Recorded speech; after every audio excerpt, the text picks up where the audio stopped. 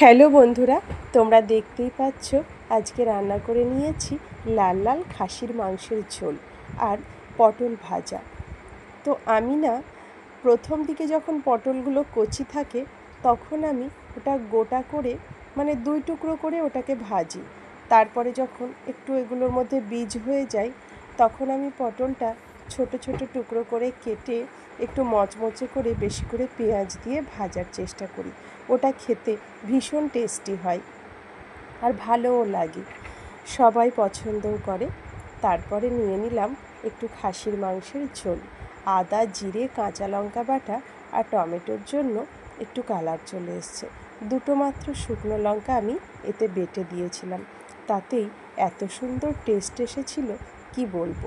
কাঁচা মশলার কোনো গন্ধই ছিল না আর অপূর্ব লাগলো খেতে, খুব সুন্দর সেদ্ধ হয়েছিল।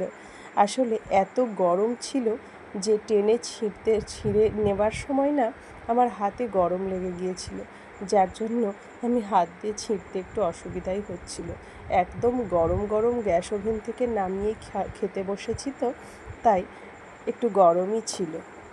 তো ঠান্ডা হতে তো একটু সময় তো দিতে হবে, তো মাংস হলে না সেই সময়টা যেন আর দেওয়া হয় না, মানে আর যেন ধৈর্যটা আর থাকে না, কখন খাবো এরকম একটা ইচ্ছা রয়ে যায়। তো আজকে ছিল এই আমাদের মেনু।